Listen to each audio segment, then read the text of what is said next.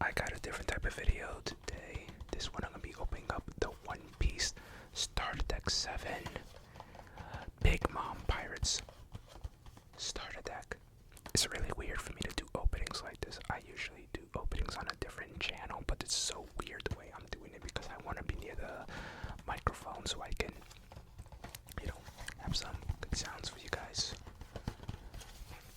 It is so weird trying to open it this way, but yeah, we're gonna go through it. So let me see if I can read the back. It's gonna be upside down for you guys because, or is it gonna rise up? I can't tell. Let's see, 17 types of cards in total. This is gonna be a ready to play 50 card deck with 1 leader card, 10 Dawn cards, and 1 play sheet. There's 14 commons, 2 super rares, and you get your leader card inside of this deck. So straight from this deck you are able to play. So if you wanted to get into the One Piece trading card game, all you would just need is a starter deck so you can start playing. I'm not going to guarantee that the starter deck is going to be, great and when you tournaments or anything, but it is the best way to start playing. I hope that wasn't too harsh of a noise. Just get this open.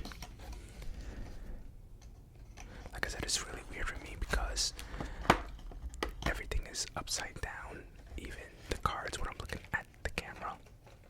But yeah, whether you're into One Piece or not, I hope you enjoy this opening. So first thing we have here is our playmat. If you're familiar with any trading card games, it's usually starter decks do come with playmats, just so you know the orientation of where you should be playing your cards. At some point, you don't use a playmat and you just buy yourself, you just get a mat like the one I have here, like this Marnie rubber mat that I have here, because at some point you just remember where all the stuff goes. And of course here, this is a quick start guide. This pretty much lets you know the rules of the game in a simple form. Again, I don't know, is this upside down for you or is this right side up for you? I can't tell. I wish my camera would show me that I turned the little screen towards me, but it looks like it's upside down. But I think this is technically right side up for you guys. Yeah, I think this is right side up for you guys. So, I mean, I doubt you could read any of this here, but hopefully you kind of get the gist of what I am showing you. We'll put that to the side. We don't really need that. Next, let's get on to our deck. It's a pretty fat stack of cards.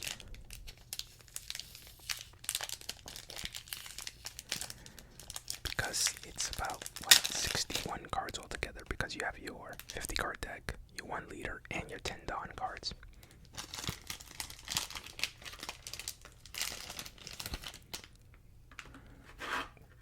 We'll put that to the side. Of course, you could tell the difference between your actual playing cards over here and your Dawn cards over here. Dawn cards, playing cards, Dawn cards, playing cards. You can see, small amount, 10 Dawn cards. There you go. It's still gonna be so weird because that means I gotta hold the cards like this, which is reverse. This is still so weird because I gotta hold the cards like this, which means they're facing, is upside down to me. It's like this, it was upside down to me, but I have to do it so you guys can be able to see the cards. So we have our leader card, Charlotte Lidlin. She is going to be the leader card that you start off with in the game. So essentially, you take your leader and you start with them on a spot, and pretty much you play with this card. You essentially want to build your deck around the color of the leader. She is a yellow leader, and depending on her skill, you might want to play cards that specifically work with her skill or traits. Let me just flip this over so I can read them myself. So she's the 4 Emperors and Big Mom's Pirates. So you might want to play cards that work specifically with 4 Emperors or Big Mom's Pirates, or that revolve around her skill. Let me see. Dawn times 2. That means you gotta put 2 Dawn cards and attach them to her. And it says when attacking, you may add 1 card from the top or bottom of your life cards to your hand. If you have 2 or less life cards, add up to 1 card from your hand to the top of your life deck. Okay, wait, so how does this go? So essentially, she takes a card from your life, and essentially in this game, your life is right here. I'm not sure if you can see it, but the life total does say 5. So in this game, you will start off with 5 cards face down as your life, and essentially, she's saying you can either take the top or the bottom and just put it in your hand. Of course, that gives you closer to losing the game, but it does give you more cards to work with. But if you have 2 or less life, she will recover you by 1. So essentially, you're pretty much hand filtering. Maybe the card you picked up is better than another card in your hand, and then you can put another card in your hand face down. Maybe sometimes that card that you put back, it has a trigger effect, and trigger effects are card effects that activate when they're taken as damage. And look at this, she has a nice hollow foiling. She has 5,000 power, so when she attacks, that's how much she can deal, or you would need to at least have 5,000 or more to be able to hit her. Next, we have Katakuri. This is a beautiful looking card. Let me go and read the stats of this card just so we know how well this works in the deck. So it's a 4 cost with 6,000 power. That's pretty good. She's a big bomb. He's a big bomb's pirate card, so that's not bad at all. That's what you kind of want. And the effect is on play, look at up to 1 card from the top of your opponent's life cards and place it at the top or bottom of the life cards. Then if you have less life cards than your opponent, this character gains rush. That means it can attack on the turn it's played. So essentially, when you attack life cards, you have to attack from the top all the way down to the bottom. This way, you get to kind of rearrange that, and if your opponent has a troublesome trigger that you don't want to run into at the moment, you can pretty much get rid of it, or if it's nothing, you at least know what your opponent's going to add to their hand when they do get that card in their life. This is overall a pretty awesome card, and it's a 4 cost card with rush, so usually cards, when they're played, they can't do anything once they're played, but with rush, you're able to actually do that. But of course, this only gets a rush if you have less cards in your life than your opponent, which you can do thanks to the synergy of your leader card, and that's what I was talking about before. Sometimes you want to make your deck surrounding the leader's effects, so now we understand that works. Okay, let's go. Some more, of course, we have Linlin, we have Katakuri, we have Katakuri again. Oh, wow, another Charlotte Linlin. Now, this is a character version of her. Can that be seen? It's so weird for me to do this. I am so sorry. I'm gonna have to find a better way to be able to do openings if I plan to do something in the future. But yeah, this is a character version of her, and yes, you can have a character version and a leader card on the field. But there's no unique rule, and it was weird. But you can do it. Let's see, so she's a 7 cost with 8,000 power. That's huge. On play, your opponent chooses one of these effects, so your opponent has to choose which of these effects are going to go off. Dress 1 card from the top of your opponent's life. Add 1 card from the top of your deck to the top of your life cards. Okay, that's pretty weird, but I think I get it. So essentially, your opponent has to choose to either lose a life or add the top card of their deck to their life. Now, of course, remember with Katsukuri, if your opponent has more life cards than you, it gains rush. So, you know, as long as that I guess that's a way to get your opponent to have more life cards than you.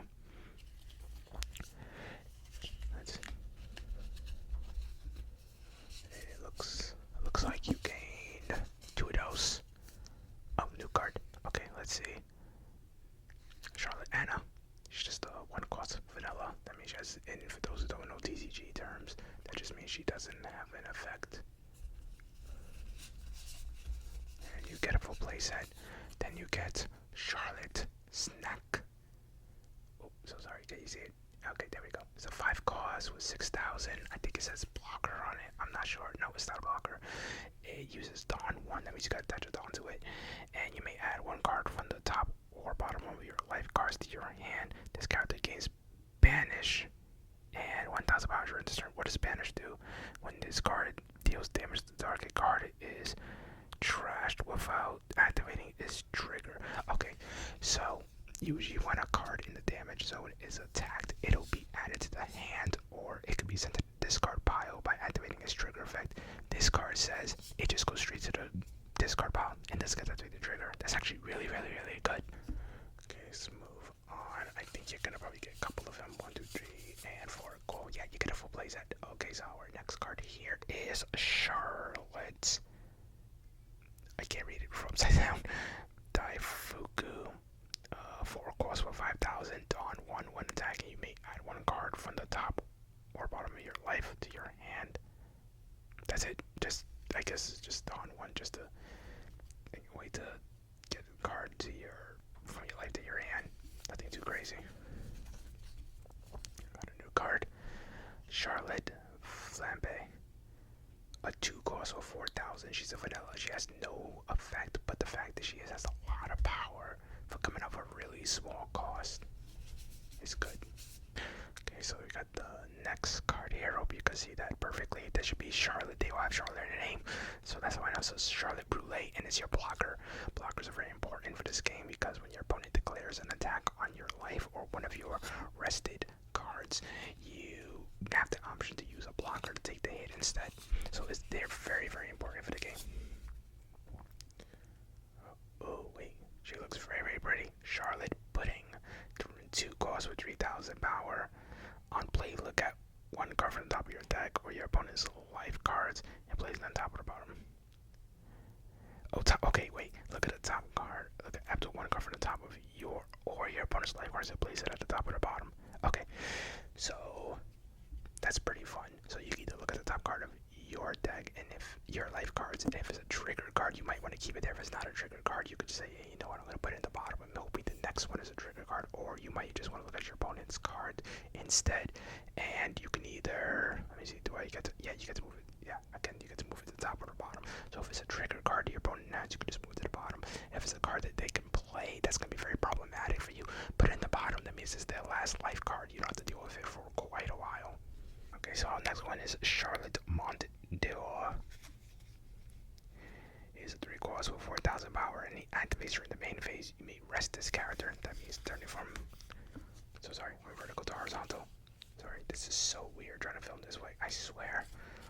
And let's see, you can add 1 card from the top or the bottom of your life card to your hand. KO up to 1 of your opponent's characters will cost 3 or less. That's not bad. So you get to add a card from your life to your hand, which can be problematic and hurt you a little bit, but then you get to knock out 1 of your opponent's characters with a 3 cost or less. And like you see here, he's 3. If your opponent has 1 that's 3 or less, you get to just KO it. I hope you get a playset. Darn it, no playset. It's a really good card. Zeus. Okay. 3 cost, 3,000 power. Activate main. You may rest this character up to 1 of your Charlotte Lin cards gain blocker. Gain banish during this turn. And is as a trigger effect to play it. That means when it comes out of the life, you can instantly play it. Now again, you can manipulate your damage zone a little, your life zone a little bit. I was gonna call it damage zone, so I'll use the Vanguard. But you get to manipulate your life zone. So maybe you can see this card on top of your life and say, hey, I'm gonna keep it there because I wanna save it for later. Or if you'd rather have it towards the end of the game because you're gonna play a Linden and you're like, you know what, let me just wait for it to be my last life, and then they're gonna hit it. It's gonna come out and then my Linden's gonna be able to have banish. Remember what banish does? Banish is when you hit a life, it gets discarded instead of going into the hand. And let me see, is one of my Charlotte Lin cards. Okay, so he can either be the leader or the character, and they'll get banished. That's really, really good. Okay, so you got a playset. Next we have, wow, what was this? Baron Tamago. So Baron Egg. 4 cost, 6,000 vanilla. Nothing too crazy. Okay, Prometheus. Okay, so there was Zeus and there was Prometheus. Let's see what this does. So this is a trigger. Again, you could play it from your life. Once it's hit, that's not bad at all. Activate main. You may rest this character. Choose up to 1 of your Charlotte Linden cards against double attack during this turn. This double attack means this card deals 2 damage. Okay, now I understand how this deck is working a little bit. You're gonna give your opponent your Linden banish and double attack, which means she's gonna hit 2 of your opponent's life, and they're gonna get sent to the discard pile instead of going to the hand. That's pretty beast. I really like that. And it's a trigger, so it works with the rest of the deck as well. Let's see. Pokemos. Nothing special, just vanilla. And I don't even, is he a, let me see, yeah, he's a big bomb pirate, so I guess he fits the theme. Alright, and now you got your event cards. So let's see what this does. Most event cards have triggers, so you can activate them when they're in the life, so you might want to keep these in a life as well, just in case. Let's see. So, trigger effect, activate this card's main effect. Sometimes the trigger effect is different than the main effect. This one just says use the main effect, so let's see what the main effect does. Main, your opponent chooses one. Trash one card from the top of your opponent's life. Add one card from the top of the deck to the top of your life cards. Okay, that's pretty cool. So, either my opponent is going to choose to get rid of one of their life or give me a life. And it's called So Bogus. That's really, really nice. I like it. That can probably win you some games out of nowhere. Next we have Power Emoji. Power Emoji is a counter card. That means you activate it, I believe, in response to like an opponent's attack. So let's say look it up to one card at the top of your opponent's life cards and place in the top or the bottom of the life cards, then up to one of your leader or character cards gains plus 2,000 to the end of this battle. That's not bad. So you give your card plus 2,000, so if they're attacking into it, you get to do the first effect and power it up. And of course, let's see, the trigger effect. The trigger effect is different than the main effect, which doesn't really have a main effect. It has a trigger effect. Trigger effect is draw one card, look up to one card from your opponent, one card from the top of your or your opponent's life cards, and it plays on top or the bottom. So yeah, it gets to do what the deck has been doing the whole time, but instead you get to do it during your opponent's turn after they hit one of your cards, so you can kind of set up for the next turn if you really want to, or know what your opponent's playing for the next turn. I believe that's the last card. It is not the last card. Let me see. We have a stage card that's almost like a field spell, like in Yu-Gi-Oh or something. It just stays on the board. Like the event cards, they go away after you use it. So it has a trigger, play this card, so you just play it straight to the field. And its effect is activate main. You may rest this stage and one card from the top. Okay. Wait, okay, I read that wrong. So sorry. Okay, so let me get that effect correct. You may rest this stage and add one card from the top or bottom of your life cards to your hand. Add up to one of your characters with a cost of 3 to the top of the owner's life cards face up. Let me see. Add up to one of your characters. Okay, so that's pretty interesting. Okay, so this is called Being Mama Chanter, and essentially you rest this card, take one of your 3 cost, and put it on top of your life. So you essentially get more life by getting rid of something you already have on the board. Now you might say, man, I already invested and put that card on the board, but if you put like a trigger card, that's amazing. Or if you keep taking cards from the top of your deck with Lin, and you haven't been able to recover them in any way, shape, or form, then you can use that, and that's a way to kind of pseudo recover. You gotta kind of pay for it, but that's not bad at all, especially if you're putting triggers up there anyway, and those cards are gonna come back to your hand, so that's not too bad.